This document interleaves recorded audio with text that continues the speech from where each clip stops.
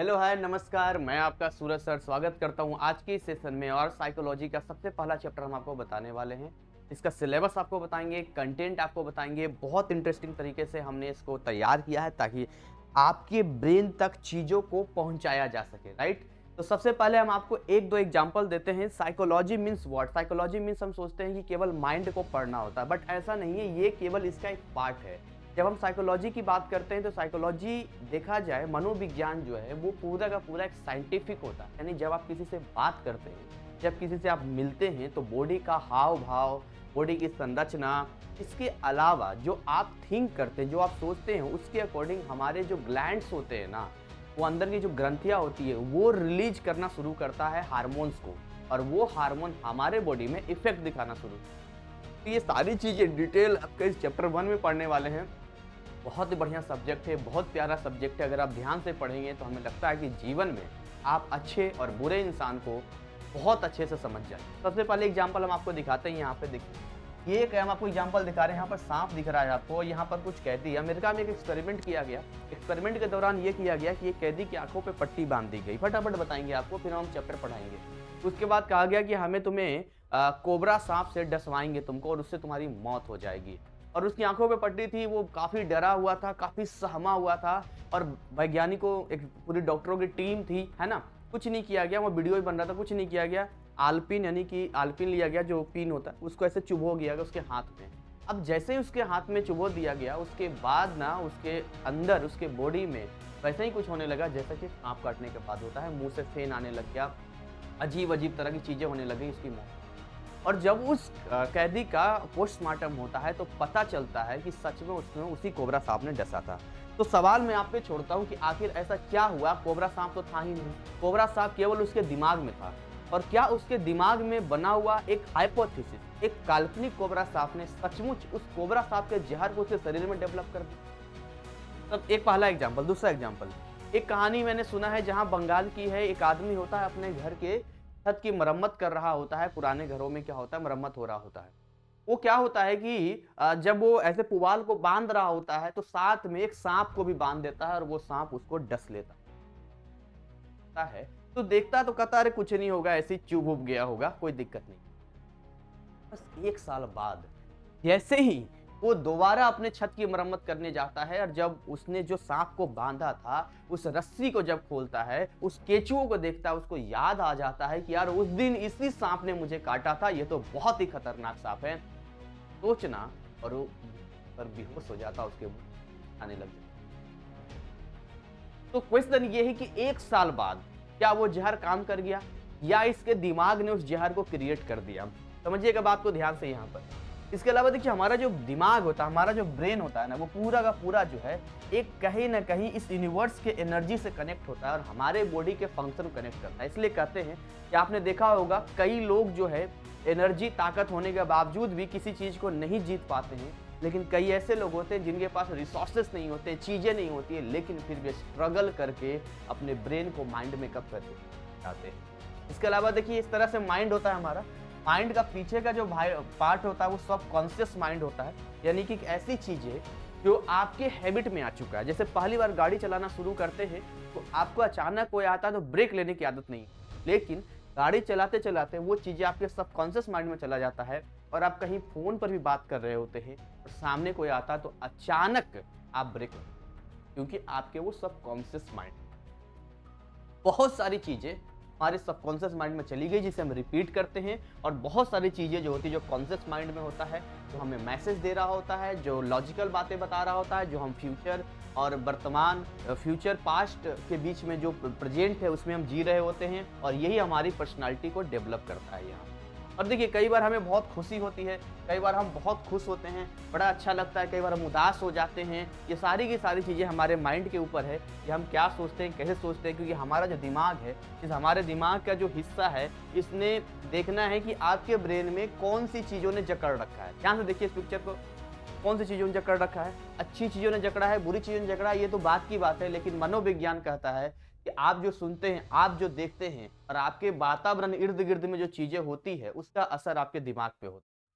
इस तरह से कई सारे विचार हमारे दिमाग में एक साथ पनप रहे होते हैं, कई सारे। कहते हैं कि एक दिन में एक इंसान जो है 48,000 थॉट्स दिमाग में लाता है और हर थॉट पे कंट्रोल कर पाना मुश्किल काम होता है। तो ये इंटरेस्टिंग टॉपिक मैं केवल आपको बता रहा हूँ कि क्यों ये इंटरेस्टिंग है। मैं आपका आगे सिलेबस आपको बता देता हूँ कि इसका सिलेबस एक्चुअली में है क्या। देख लीजिए एक बार इसका सिलेबस, कौन कौन सा चैप्टर आपको पढ़ना है, कैसे पढ़ना है।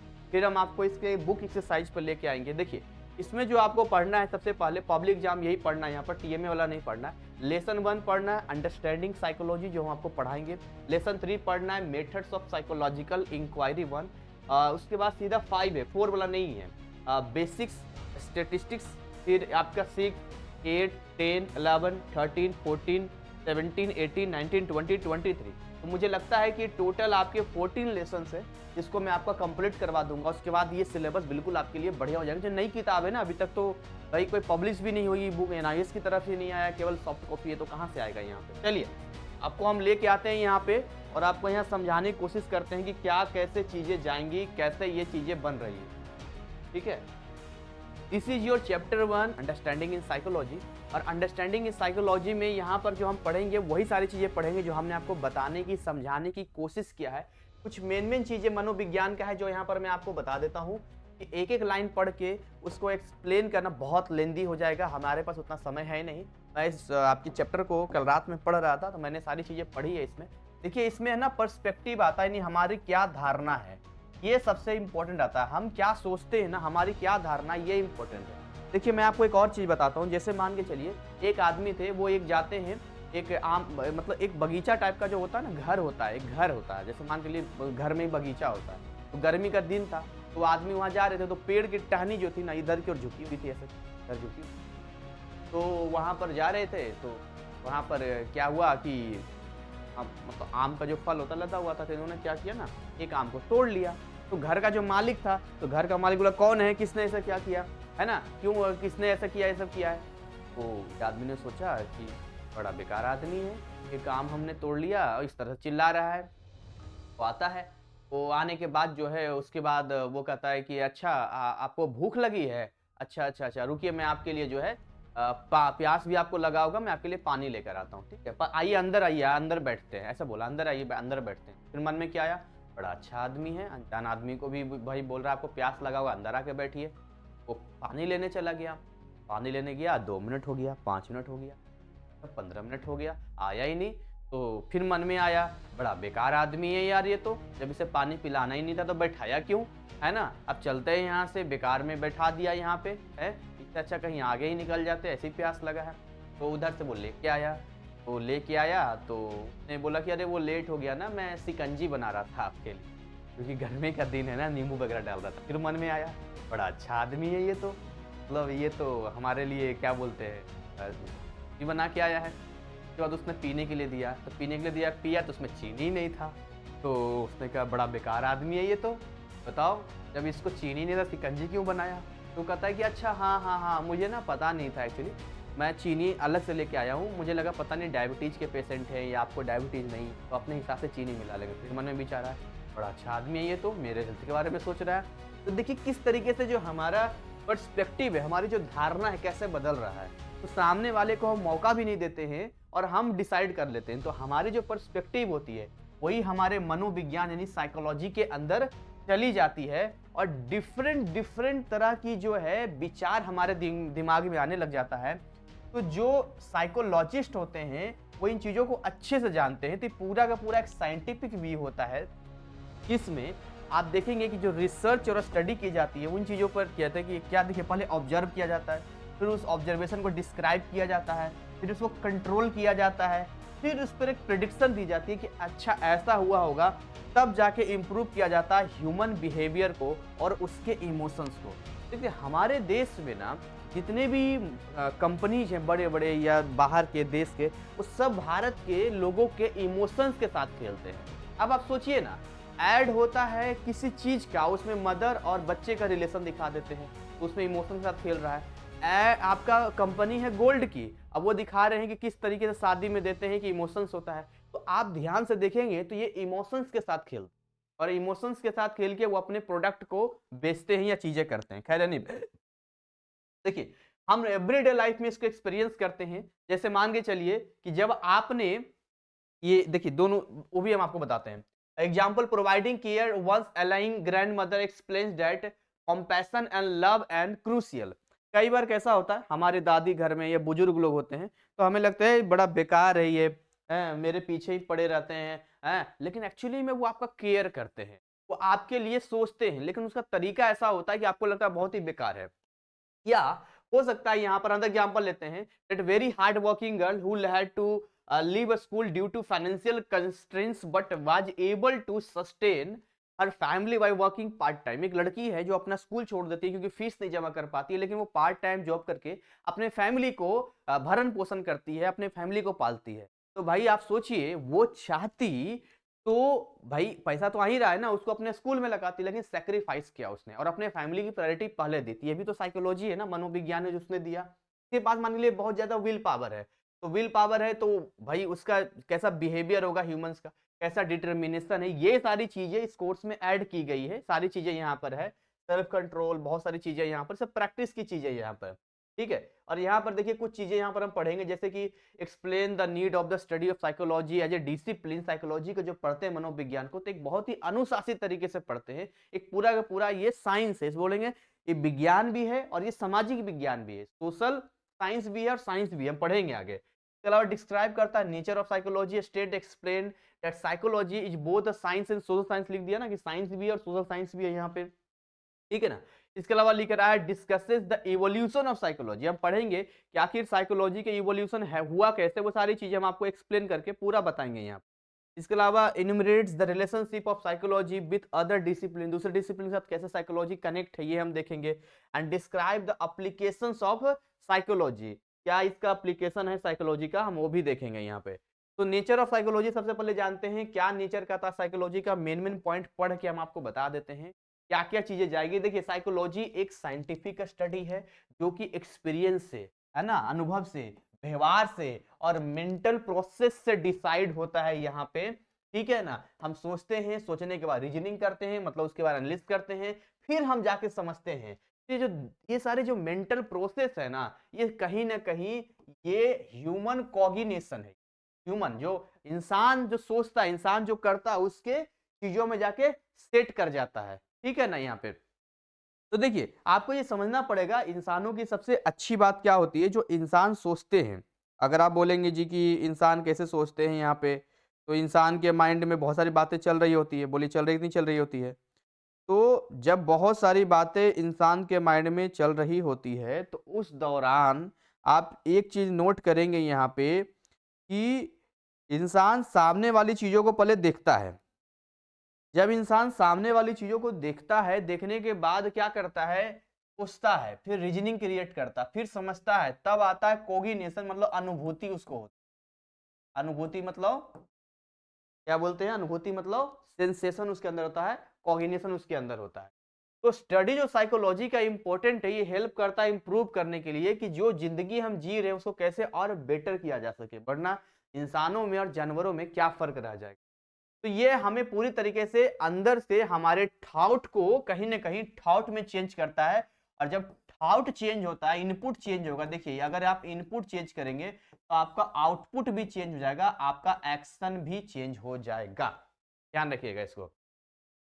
तो human beings are endowed with the ability to think, इंसानों को दिया गया सारी चीजें यहाँ पर है। जैसे कि मान के चलिए कि आपने जब इस सब्जेक्ट को लिया होगा साइकोलॉजी को, तो किसी ने किसी से जरूर पूछा होगा, है ना। ये इंसान की साइकोलॉजी होती है, किसी घर में पूछा होगा। मैं आपको कुछ साइकोलॉजी बोलूं कि फटाफट बोलिएगा, अपने इस फिंगर में से कोई एक फिंगर निकालिए, जैसे मुट्ठी बंद कीजिए और एक फिंगर बाहर निकालिए, फटाफट बोल करिएगा। अपने मन में एक कलर सोचिए, एक फूल का नाम सोचिए, एक कोई भी फर्नीचर अपने मन में सोचिए, ठीक। अब देखिए बताते हैं 90% लोगों ने ये फिंगर उठाया होगा, 90% लोगों ने रेड कलर सोचा होगा, 90% लोगों ने फ्लावर के रूप में रोज यानी कि जो गुलाब का फूल है वो सोचा होगा। और जब मैंने फर्नीचर की बात की तो 90% लोगों ने चेयर सोचा, 10% में डिफरेंट भी हो सकता है। तो ये जो साइकोलॉजी होती है वही ये बोल रहा है कि कहीं ना कहीं आपने इसको स्टार्ट करने से पहले इस कोर्स को सबसे डिस्कस किया होगा। सिमिलरली रोज आए दिन कहीं ना कहीं आप अपने लाइफ में बहुत सारे आपके इश्यू होते हैं जो कि आप डिस्कस करते हैं लोगों से, वो आपको सजेस्ट करते हैं, फिर आपका भी एक पर्सपेक्टिव होता है, आपकी भी एक धारणा होती है, आपको भी कॉग्निशन होता है, यानी आपकी अनुभूति होती है, तब जाके आप कहीं ना कहीं एक्शन लेते हैं यहाँ पे। ये सारी चीजें कहीं ना कहीं सबसे पहले हमारे दिमाग में ही चल रहा होता है और वही चीजें जो है फिर हमें हमारे एक्शन के रूप में बाहर दिखता है। पहले तो दिमाग में ही पक रहा होता है और वही हमें दिख जाता है। हम कहते हैं अचानक से किसी ने गाली दे दिया, अचानक से गाली कोई नहीं देता है, उसकी आदत हो गई है, सबकॉन्शियस माइंड में चला गया, या तो वो सोच के आया था। इसलिए वो जो आदमी सोच के आता है ना, या जो रोज काम कर रहा होता है, वो फट से कर लेता है। इसलिए हम टीचर लोग हैं, हम अपने जबान पे कंट्रोल रखते हैं। हमें पता है कि अगर हम गलत शब्दों का इस्तेमाल अपने 24 घंटे के लाइफ में करेंगे तो पढ़ाने के दौरान या किसी जगह पे हमारे मुंह से वो शब्द निकल सकते हैं। और ये चीज हर किसी को ध्यान रखनी चाहिए। तो ये चीजें कहीं ना कहीं एक हैबिट में चला जाता है। यहाँ वही सारी चीजें यहाँ पर दिया है कि पास्ट बिहेवियर कैसा आपका है, ये आपको बनाता है, आपके एक्सपीरियंस देता है। देखिए एक्सपीरियंस होता है क्या, अनुभव क्या होता है। आपने बीते हुए दिनों में किसी काम को किया, उस काम को करने के दौरान आपने ये फर्क पाया कि ऐसा करने से ऐसा होता है, ऐसा करने से ऐसा होता है। अब मजे की बात है, कोई किताब पढ़ के एक्सपीरियंस नहीं ले सकता जितना कि प्रैक्टिकल होगा।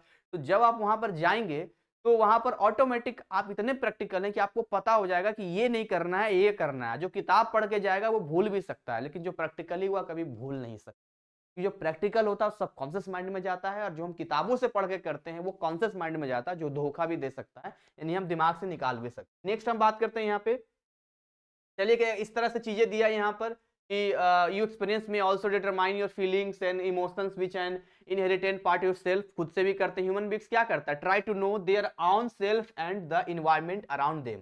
वो खुद को जानने की कोशिश करता है, और इसके अलावा वो क्या करता है, इसके अलावा इर्द गिर्द के जो पर्यावरण है, जो उसके इर्द गिर्द में चीजें दिख रही होती है, उसको भी देखने की कोशिश करता है वो। ठीक है, चलिए आगे बात करते हैं, इस एक्टिविटी की बात करते हैं। एक्टिविटी में यहाँ पर लिखा है try to think of all that you did thoughts study. सोचिए कल आपने क्या क्या सोचा था, enlist them under various sub headings of behaviour और मेंटल प्रोसेस। तो सोचिए क्या है, बाकी इंटेक्स 1.1 इसको सवाल देखिएगा, सब आसान आसान है। चलिए यहाँ पर दूसरा पॉइंट लिखा है साइकोलॉजी या नेचुरल साइंस या सोशल साइंस। साइकोलॉजी है क्या, एक साइंस है या फिर सोशल साइंस है, इसे हम विज्ञान कहे या फिर इसको हम सामाजिक विज्ञान कहे। देखिए एक एक्टिविटी करते हैं, एक्टिविटी में ना कुछ चीजें मैं आपको बोलूंगा, mark the following statement true और फॉल्स। अब फटाफट मन में सोचिएगा ट्रू और फॉल्स। सबसे पहला चीज, psychology studies human behaviour in the social contest. मनोविज्ञान जो है मानव के जो व्यवहार होते हैं उस पर काम करता है। बोलिए हाँ या ना। ठीक है, इसका जवाब हाँ है, मैं कहूंगा true. Psychologist study the effect of culture on perception, यानी कि जो चीजें आप सोचते हैं, जो चीजें धारणाएं आपके मन में आता है, परस्पेक्टिव जो आपके माइंड में आता है, कहीं ना कहीं वो साइकोलॉजिस्ट उसके स्टडी का देखते हैं, आपके कल्चर को देखते हैं। बिल्कुल सही बात है। Psychologist study how reward and punishment can affect behaviour. Psychologist को पता है कि कई बार जो है हमें रिवॉर्ड भी देना पड़ता है, मतलब कई बार प्रोत्साहन भी करना पड़ता है, कई बार चीजों को हैंडल करने के लिए, कई बार सामने वाले को डिसिप्लिन में लाने के लिए एक जो है आपका पनिशमेंट यानी सजा भी देना जरूरी। ठीक है, जिन बच्चों को पनिशमेंट नहीं मिलती है और अचानक से जब उन्हें कोई बोलता है तो उन्हें बहुत बुरा लगता है, तो ये सब मनोविज्ञान का एक हिस्सा है यहाँ पे। इसके अलावा लिखा है, देखिए यहाँ पे psychology study the functioning of endocrine gland. बिल्कुल सही बात है, उन्हें पता होता है कि किस टाइम पे क्या काम करेंगे। जैसे आपकी किडनी के ऊपर एक हार्मोन होता है, वो हार्मोन क्या करता है, आपके अंदर जो है डर पैदा करता है, आपके अंदर भय पैदा करता है, गुस्सा पैदा करता है, समझ रहे हैं। तो जैसे ही मान के चलिए कम टाइम एनर्जी देना होता है, बहुत बीमार है, कोई दौड़ नहीं सकता, लेकिन सामने जब आता है कि वो मौत सामने आ रही है, कोई मारना चाहता है, वो भग से भागना शुरू करे। कहाँ से एनर्जी आ गई, उस हार्मोन ने रिलीज कर दी, तो वो एंडोक्राइन ग्लैंड्स हो गया यहाँ पे। Psychologist study the effect of motivation on task performance. Psychologist जो होते हैं वो कहीं ना कहीं देखते हैं, मोटिवेट करने की कोशिश करते हैं ताकि परफॉर्मेंस को बढ़ सके। इसके बाद psychologist study the impact that physical injury has on feelings. देखना होता है उनको कि जो फिजिकल इंजरी हुई है उसका क्या इम्पैक्ट उनके फीलिंग पे गया। कई लोगों को चीजें चली जाती है ना, कुछ ऐसा होता है तो चोट लग गया, कुछ ऐसा हो गया। तो psychology study that hormonal changes affect emotion. बिल्कुल सही बात है, हार्मोन जो चेंज होते हैं इमोशंस को करते हैं। कई बार देखेंगे आप कि जैसे लड़कियों में जो आपका ये होता है ना, पीरियड्स चल रहे होते हैं, है ना, मासिक चक्र जो चल रहा होता है, तो उस दौरान जो है उनके हार्मोन में बड़ा चेंज आता है। तो कई बार उन्हें गुस्सा आता है, कई बार अच्छा लगता है, कई बार बुरा लगता है, तो ये चीजें चल रही होती है। Psychology study the functioning of the human nervous system. बिल्कुल नर्वस सिस्टम पर भी है। और देखेंगे ध्यान से अगर आप, तो जो बड़े बड़े एजेंसीज होते हैं या जो जिनसे कैदियों से या लोगों से निकलवाना कुछ करना होता है, तो साइकोलॉजी ही काम करते हैं। तो मारते उड़ते नहीं है उसको, साइकोलॉजी कुछ ऐसा काम करते हैं जिससे उसको नर्वस फील करा देते हैं, जैसे दृश्य मूवी में आपने देखा है। Psychology study that socialisation agent like school family and peers affect a child's behaviour and learning. बिल्कुल सही बात है, एक बच्चे को उसका स्कूल, उसकी फैमिली, उसके इर्द गिर्द की चीजें उसके बिहेवियर में चेंज लाती है। इसलिए कहते हैं कि हमें एक अच्छे माहौल में पलना चाहिए। हम अच्छा देखेंगे, अच्छे माहौल में पलेंगे तो भाई अच्छा ही होगा। वो 1% होता है कि भाई कीचड़ में भी कमल खिल जाता है, पर सबके साथ नहीं होता है। Psychology study the relationship between positive thinking and overall well being. तो सही बात है, हमेशा कहते हैं कि एक पॉजिटिव थिंकिंग रखना चाहिए और हमारे साथ अच्छा होगा, क्योंकि इससे क्या होता है कि हमारे जो एंडोक्राइन ग्लैंड्स होते हैं वो सही रूप से काम कर पाता है और हमें हिम्मत और ताकत मिलती है। अदरवाइज नेगेटिव नेगेटिव केवल लेकर चलेंगे तो हमारे लिए किसी भी काम को कर पाना बहुत मुश्किल हो। तो सबका आंसर ये है। कुछ मीथ में आपको बताते हैं। जैसे सबको लगता है कि साइकोलॉजी में हम केवल माइंड रीडर करते हैं, बट ऐसा नहीं है। कोई किसी के दिमाग को नहीं पढ़ सकता है, एक्चुअली उसके बिहेवियर को पढ़ा जाता है। वो हाथ उठा रहा है तो इसका मतलब क्या हुआ, मतलब जनरली 90% लोग हाथ उठाते तो क्या होता है, कोई बैठ के ऐसे ऐसे ऐसे खड़ा है तो मतलब आप उसके बॉडी पोज से बता देंगे कि अच्छा वो कुछ सोच रहा होगा, है ना। तो ऐसे करके जो है ना उसको माइंड तक पहुंचा जाता है। अचानक से कोई ऐसे डब्बा खोल के नहीं पढ़ लेगा माइंड को। एक और मीथ है कि psychology is not really a science. Psychology कोई साइंस ही नहीं है, जबकि ऐसा नहीं है। आपको जानकर बड़ी हैरानी होगी कि साइकोलॉजी जो हम पढ़ते हैं, sociological functioning of human body के बारे में पढ़ते हैं, पूरे के पूरे बॉडी के बारे में पढ़ते हैं, ह्यूमन बीइंग के बारे में पढ़ते हैं। जब तक हम बॉडी के बारे में नहीं पढ़ेंगे हम समझ ही नहीं पाएंगे, क्योंकि एक इंसान जब बीमार होता है उसकी अलग मनोअवस्था होती है, एक इंसान जब बहुत खुश होता है उसकी अलग मनोअवस्था होती है। तो हर कंडीशन में एक अलग अलग आपको देखने को मिलता है। यहाँ पर ये इंटरेक्शन होता है हमारा सोशल, समाज के साथ में। हमारा कल्चर कैसा है, कल्चर है क्या एक्चुअली में, कल्चर सभ्यता। कल्चर होता क्या है, कल्चर तो इंसानों ने बनाया है ना। तो culture is the man made part of environment. हमने इन्वायरमेंट में ही एक पार्ट अपने लाइफ में ऐड कर लिया है और ये इन्फ्लुएंस करता है जनरेशन टू जनरेशन। हमारे दादा परदादा वो चलता आ रहा, फिर हमने उस चीज को किया यहाँ पे, ठीक है। तो यहाँ लिखा है कि parenting and socialisation practices influence the child reading practice, वो सारे बच्चों को करता है। Psychology can not navigate the pertinence of socio culture and values environment in understanding human experience emotion action, therefore psychology is recognized as social science। तो psychology में क्योंकि हम इंसानों के इमोशंस की बात करते हैं, उसके एक्शन की बात करते हैं, उसके एक्सपीरियंस की बात करते हैं, तो साइंस के अलावा हम क्योंकि हम ये भी बात करते हैं कि उसकी वैल्यूज क्या है, जहां वो रह रहा है, क्या उसका पर्सनालिटी है, क्या उसको अच्छा लगता है, क्या बुरा लगता है, ये कहीं ना कहीं साइंस से थोड़ा सा आगे है, इसलिए ये सोशल साइंस भी है। पूछता है सवाल कैसे सोशल साइंस है। ये एक सिस्टमेटिक नॉलेज है। इस नॉलेज को अगर आप साइंटिफिक तरीके से ओरिएंटेट करेंगे यहाँ पे तो आपको पता चलेगा कि इतने सारे हमारे पास डाटा कलेक्ट हो गए। जैसे एक्सपेरिमेंट्स मेकिंग सिस्टमेटिक, है ना, हम एक्सपेरिमेंट करते हैं इसके लिए, ये पता करने के लिए, इंसानों के बारे में जानने के लिए एक सिस्टमेटिक तरीका लेते हैं, तब हमें एक डाटा कलेक्ट होता है। उस डाटा के हिसाब से फिर हम वेरीफाई करते हैं, कई बार हम रिप्लिकेशन भी करते हैं, फिर कई बार एनालिसिस करते हैं। एग्जांपल आपको बताते हैं, अपने लाइफ में ना आपकी जितनी भी एज हुई है और आपसे जो डबल एज के हैं उनसे ज्यादा, उनके पास ज्यादा एक्सपीरियंस। पता है क्यों? कि आप अपने लाइफ में सोचिए ऐसे दो लोग जो आपके साथ गद्दारी किया है, सोचिए, और ऐसे दो लोग जो आपके साथ बहुत अच्छा काम किया। दो छोड़िए, एक एक सोचिए। एक ऐसा आदमी कोई भी हो सकता है, दोस्त यार कोई भी परिवार, जो आपके साथ दुश्मन, आपकी गद्दारी करता है, और दूसरा ये जो आपके लिए जान देने को तैयार है, ठीक है ना। इन दोनों को आपने अच्छे से समझ लिया है कि ये गद्दारी करने वाला है और ये जो है हमें प्यार करने वाला है। जब आप अगले व्यक्ति से मिलेंगे तो इन्हीं दोनों को ढूंढने की कोशिश करेंगे, बोलिए हाँ या ना। आप जब उससे बात करेंगे तो आपको आइडिया लग जाएगा हल्का हल्का कि अगर इसकी पर्सनालिटी गद्दार करने वाले से, जैसे ये गद्दार करने वाला बहुत चापलूस है, मक्खन लगा के बात करता है ना, और आपको मतलब पता नहीं चलता, बहुत अच्छा प्लानिंग कर लेता है, तो आपको आइडिया लग जाएगा कि अच्छा ये उस कैटेगरी में, भले वो ना हो पर आप बोलेंगे इस कैटेगरी में हो सकता है। उसी तरीके से अगर आपको बहुत प्यार करते हैं पर मुंह फट है, मुंह पर ही बोल देता, अगर कोई ऐसा बोलता है तो आप कहेंगे अच्छा शायद ये जो है अच्छा आदमी है। तो क्या हमारा धारणा है ये डिपेंड करता है हमारे डे टू डे लाइफ में इर्द गिर्द के चीजों पर, हमारे दिमाग में क्या कलेक्शन है। तो एक आदमी के पास इतना कलेक्शन है, उसी को जब एक सिस्टमाइज तरीके से पूरा डाटा निकाल लेंगे तो हम पूरे ह्यूमन पर उसको एनालिस कर पाएंगे, उसको हम समझ पाएंगे। समझ रहे हैं बात को यहाँ पे, ठीक है। तो ये जो हमारा सिस्टम जाता है मेजरमेंट एंड डाटा कलेक्शन का, यही साइकोलॉजी। इतना इजी भी नहीं है लेकिन ठीक है। The attributes being measured can be sometimes abstract. तो कई बार चीजें होती है, कंट्रोल होता है, कई बार उसको हम लोग अनबाइस रिजल्ट देते हैं, निष्पक्ष।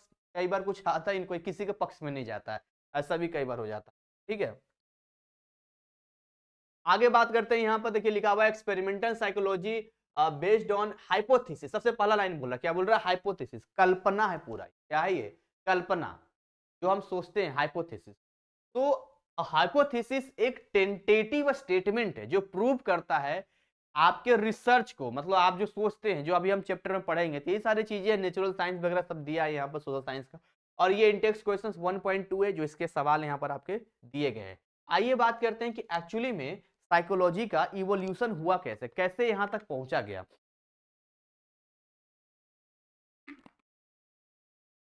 तो अब ध्यान से देखेंगे कि पहले के जो फिलोसफर होते थे ना, है ना, वो एक्चुअली में साइकोलॉजिस्ट होते थे। लेकिन क्योंकि लोग पब्लिक उतनी समझ नहीं पाती थी, तो जो फिलोसफर थे अपनी बातें बताते थे लोगों को, दुनिया को देख के घूमते थे, फिरते थे, देखते थे, फिर अपनी बात बोलते थे, लोग उन्हें फॉलो करते थे। तो एक्चुअली में वो क्या थे? फिलोसफर ही साइकोलॉजिस्ट थे। लेकिन आज 150 सालों से इसको साइंटिफिक तरीके से आगे बढ़ाया जा रहा है। ठीक है ना? अलग अलग स्कूल इसका है साइकोलॉजी का। जैसे सबसे पहले है स्ट्रक्चरलिज्म। तो स्ट्रक्चरलिज्म में क्या है? एक अर्ली स्कूल है साइकोलॉजी का, जिसको स्टेब्लिश किया गया था यहाँ पे एक माइंड के कॉन्शियस यानी अवेयरनेस को। इसका जो इस्तेमाल किया गया है अंडरस्टैंड कॉन्शियस प्रोसेस को। एक सब कॉन्शियस होता है, कॉन्शियस होता है। जो कॉन्शियस होता है ना आपका, वो पार्ट जो आगे का होता है, जो ब्रेन में चल रही वर्तमान की चीजों को सोच, लॉजिकल चीजें लगाते हैं यहाँ पे। तो साइकोलॉजिस्ट जो लेबोरेटरी एस्टेब्लिश किया गया था, विलियम वॉर्ड स्ट्रक्चरलिज्म को लिपजिंग जर्मनी में इसको स्टेब्लिश किया गया इस स्कूल को। एक एक्टिविटी है जो आप कर सकते हैं यहाँ पे, observe your parents and someone from your neighbourhood. देखिए परिवार में किसी को, और सोचिए कि उन सब का मेंटल प्रोसेस एक्सपेरिमेंट कैसा है। ये सब आप पढ़ के खुद कर सकते हैं। देखिए दूसरा है फंक्शनलिज्म। फंक्शनलिज्म में क्या होता है? इसको जो प्रपोज किया गया था, एक डिसिप्लिन वे में फोकस किया गया बिहेवियर के ऊपर, इसके ऊपर बिहेवियर के ऊपर, और माइंड के कौन कौन सा कंपोनेंट है, माइंड का क्या स्ट्रक्चर है। जैसे मैंने दो स्ट्रक्चर बताया ना, एक सब कॉन्शियस माइंड, एक बताया कॉन्शियस माइंड। ठीक है ना? तो एक आगे का जो दिमाग है, ठीक है, चेतन, एक अवचेतन। तो जो चेतन है वो चेतना को लेता है, एक अवचेतन है, ऐसा करके है यहाँ पे। ठीक है, तो ये सारी चीजें ठाउट है। दूसरा देखिए यहाँ पर लिखा है गेस्टेल्ट पर्सपेक्टिव, यानी कि the gestalt school psychology found Germany में ही किया गया था। मैक्स वेड किया था इसका, कॉलेजेस का, और इसका जो कलीग्स थे यानी कर्ट कॉफका एंड वॉल्फगैंग कोहलर, इन सबों ने किया था। तो इनका जो टोटल जो फंक्शन था वो इस चीज के ऊपर था कि हम जो चीजें देखते हैं उसको हम किस तरीके से समझते हैं। जैसे देखिए ध्यान से, इन दोनों पिक्चर को ध्यान से देखिए। इन दोनों पिक्चर में आप देखेंगे तो आपको यहाँ पर एक दिखेगा कि एक रेक्टेंगल है ना, मतलब एक स्क्वायर दिखेगा, जबकि यहाँ सर्किल दिखेगा। बट एक्चुअली में ये बिल्कुल ब्लैंक है। हमने केवल ऐसे ऐसे डॉट बना दिया, और किसी को दिखा दीजिए तो उसमें कोई ना कोई स्ट्रक्चर वो बना के आपको दिखा देगा, जैसे आपने स्ट्रक्चर बना के दिखा। तो हमारा माइंड जो है जब देखता है तो वो क्या कैच करता है और क्या चीजों को लेता है, उसी में ये चीजें पढ़ते हैं। जो ये पर्सपेक्टिव आपने पढ़ा है यहाँ पर। नेक्स्ट हम बात करते हैं, कुछ एक्टिविटी भी है, बहुत बड़ा हो जाएगा। नेक्स्ट हम बात करते हैं बिहेवियरिस्टिक पर्सपेक्टिव, यानी आपके बिहेवियर पर चीजें डिपेंड करेगी। और ये बिहेवियर पर जो चीजें डिपेंड करती है वो ये है कि जो इंसान है ना, वो अपने इन्वायरमेंट से क्या सीखता है। आप सबसे पहले, पहली चीज ये है, इरफान खान भी कहते थे कि आप सबसे पहले देखिए प्रकृति से ही सीखते, नेचर से सीखते। जो आप देखते हैं उसी को एनालिसिस करते हैं, वही माइंड में आता है और वही सीखते जाते हैं कि अच्छा ऐसा होता है, ऐसा होता है, ऐसा होता है। तो बिहेवियर की बातें हैं। इसके अलावा हम बात करेंगे साइकोडायनेमिक पर्सपेक्टिव, यानी कि ये फाउंडेड था वियना ऑस्ट्रिया में, इसको किया गया था। इनका जो प्रोपेस था वो अनकॉन्शियस मोटिवेशन पर था। इनका कहना था कि अगर हम समय लगेगा, लेकिन अगर हम चीजों को सही करना चाहते हैं, जैसे आप गाड़ी चला रहे हैं, अचानक से ब्रेक लगा दिया, तो आपने रोज वो प्रैक्टिस किया है, तो आपने अनकॉन्शियस माइंड में लेकर चले, सब कॉन्शियस माइंड जिसको कहते हैं यहाँ। तो उसके मोटिवेशन पे था, उनका कहना था कि ह्यूमन बिहेवियर एक मैनिफेस्टेशन है अनकॉन्शियस मोटिव्स का, और कहीं ना कहीं ये डिजायर जो आपकी होती है, जो चीजें होती है, उसमें आपको अवेयर करता है।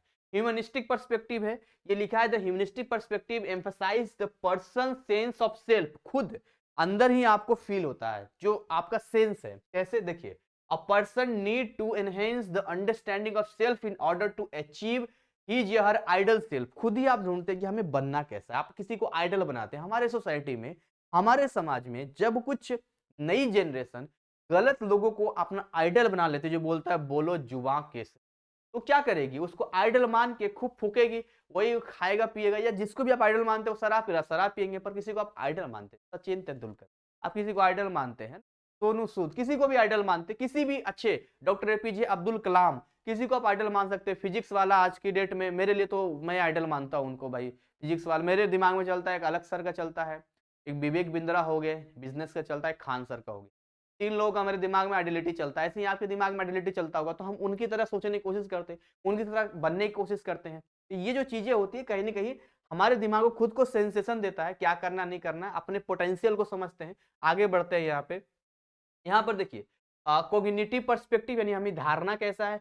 ह्यूमन माइंड जो होता है इन्फॉर्मेशन लेता है, इन्फॉर्मेशन लेने के बाद क्या करता है, माइंड को भेजता है, और माइंड जो है एकदम कंप्यूटर की तरह काम करता है।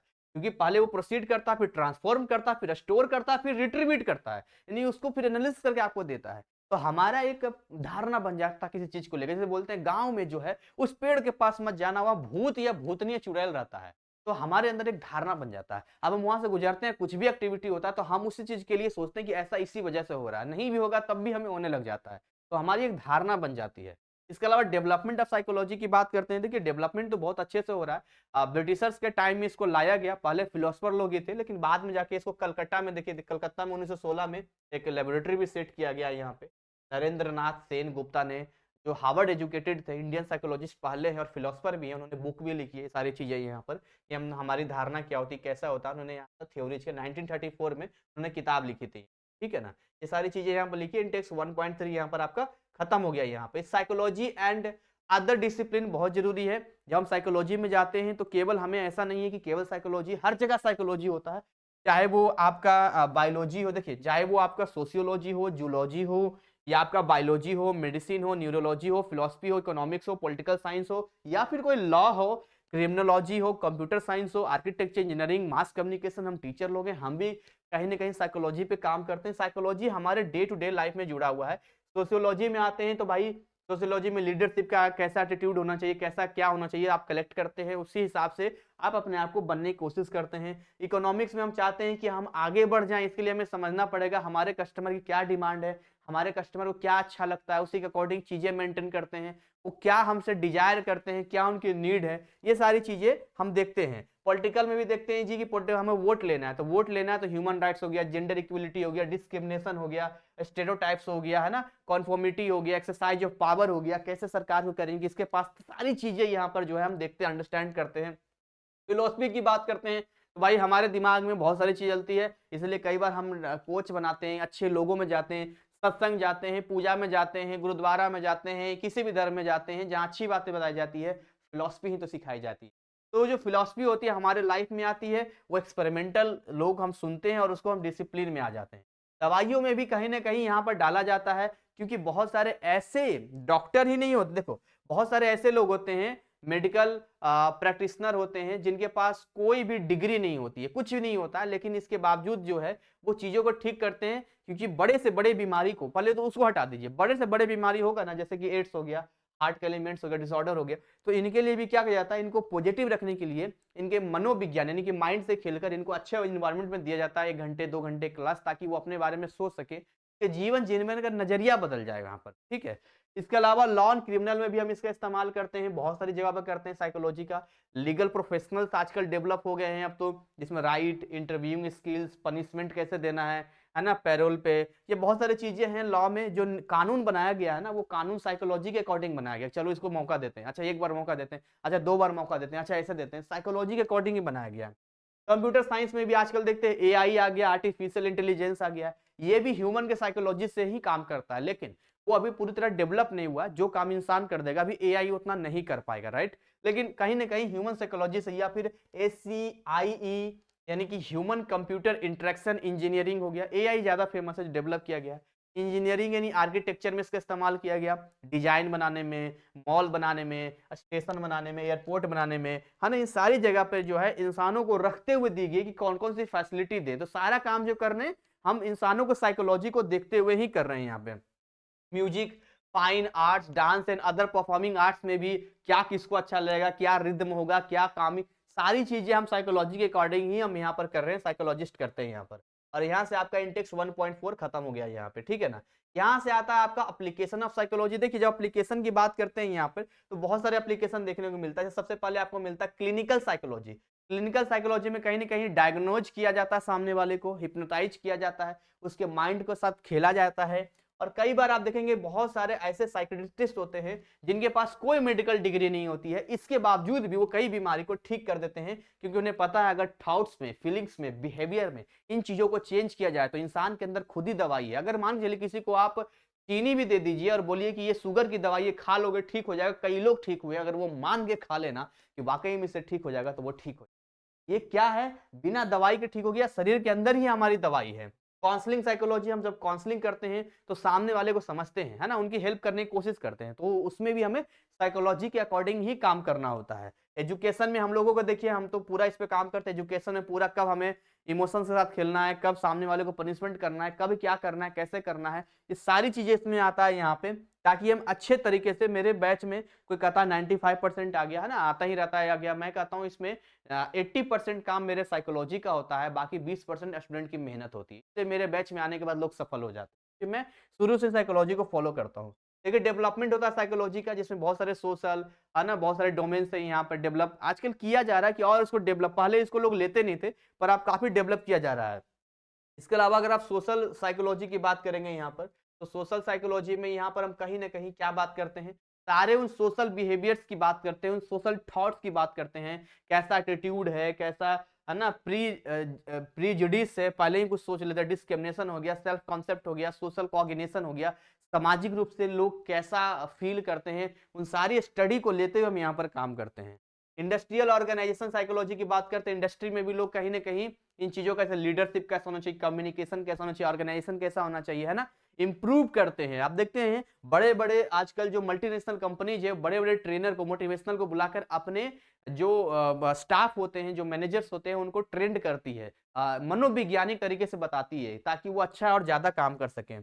कम्युनिटी साइकोलॉजी यहाँ पर है, जहाँ पर कहीं ना कहीं एक पॉजिटिव इंटरेक्शन हो गया, पार्टिसिपेशन हो गया कम्युनिटी का, है ना, ये सारी चीजें हैं। अब देखिए कम्युनिटी में भी किसी भी, देखिए suffering and may have lost hope, कई बार ऐसा होता है कि हम होप को खो देते हैं, तो एक विशेष कम्युनिटी में से, आप किसी धर्म से बिलोंग करते हैं, रिलीजन से बिलोंग करते हैं, या मे भी आपका ग्रुप हो सकता है 10-20 लोगों का, जहां जाके आपको अच्छा लगता है। अब क्रिमिनल का ग्रुप होगा तो आप क्राइम वाली चीजें सीखेंगे, लॉ वाला वकील का वकील वाली बातें सीखेंगे, डॉक्टर के पास जाएंगे डॉक्टर वाली चीजें सीखेंगे, जो जैसा जाएंगे वैसे ही सीखेंगे। यहाँ पर इन्वायरमेंटल साइकोलॉजी भी है, इन्वायरमेंट को देखते से पॉल्यूशन, क्राउडिंग, भीड़ भाड़ है, क्लाइमेट, ह्यूमिडिटी, नेचुरल डिजास्टर, ये सारी चीजें को देखते हुए भी जब वहाँ सड़क बनाना, देखना पड़ेगा वहाँ के लोग क्या सोचते हैं, क्या वहाँ के लोग गाड़ी यूज करते हैं, क्या वहाँ का डिजाइन सड़क बनाने लायक है, क्या वहाँ कई बार भूस्खलन हो जाता है, ये सारी चीजें देखना होता है हमें। तो केवल साइकोलॉजी जो है इंसानों की नहीं, बल्कि हमें वातावरण का भी साइकोलॉजी समझना होगा, कि अगर यहाँ पर हम ऐसा करते हैं तो पिछले कुछ वर्षों में, पिछले पास्ट को उठा के देखिए, हमारे इन्वायरमेंट का क्या माइंडसेट रहा है, मतलब केवल हमारा माइंड नहीं, इन्वायरमेंट, प्रकृति का भी माइंड होता है, तो उसके हिसाब से हमें इंप्रूव करना होता है और काम करना होता है। ये एक्टिविटी यहाँ पर है और यहाँ आपका खत्म हो गया ये, और ये क्या आपने सीखा, ये सारी चीजें आपको यहाँ पर बता दिया, ये शॉर्ट में यहाँ पर दिया हुआ, जिसको आप पढ़ सकते हैं। तो यही आपका चैप्टर 1 था, जिस चैप्टर 1 को हमने आपका कंप्लीट कर दिया। मुझे उम्मीद है कि ये चैप्टर आपको अच्छे से समझ में आया होगा। इसका पीडीएफ डाउनलोड कर सकते हैं, नॉर्मली एनआईएस की वेबसाइट पर जाना है, उसके बाद वहाँ पर लर्नर कॉर्नर में जाके आपको स्टडी मटेरियल पे जाना है, फिर सेकेंडरी कोर्स में जाना है, और वहाँ पर आपको साइकोलॉजी का न्यू बुक दिख जाएगा, जो 23-24 इफेक्टिव फ्रॉम 23-24 लिखा होगा, और वहीं से हमने डाउनलोड किया। Thank you so much, wish you all the best. अच्छे से पढ़िए, मेहनत कीजिए, और मैंने जितना भी बताया है वो हमारा एफर्ट है। कमेंट करके बता सकते हैं कि आपको कैसा लगा, क्योंकि बहुत लंबा खींचेंगे आपके माइंड से ना, एक बोरिंग हो जाएगा, इंटरेस्ट खत्म हो जाएगा। जितना शॉर्ट में पढ़ेंगे, जितना अच्छा पढ़ेंगे, बाकी डिटेल आप खुद पढ़ लीजिए, बात खत्म। इतना तो मैंने पढ़ा ही दिया ना आप। तो इसी के साथ आज के इस सेशन को यहीं पर बाइंड अप कर रहे हैं। अगला कंटेंट हम आपके लिए लेकर आएंगे। तब तक सारे बच्चे कमेंट करेंगे। मैं चाहता हूं कि आप कमेंट करें, ताकि अगला बच्चा कोई आए तो उसके ऊपर भी एक साइकोलॉजी इफेक्ट पड़े, कि वाकई में हमें साइकोलॉजी को हल्के में नहीं लेना है। Thank you so much, wish you all the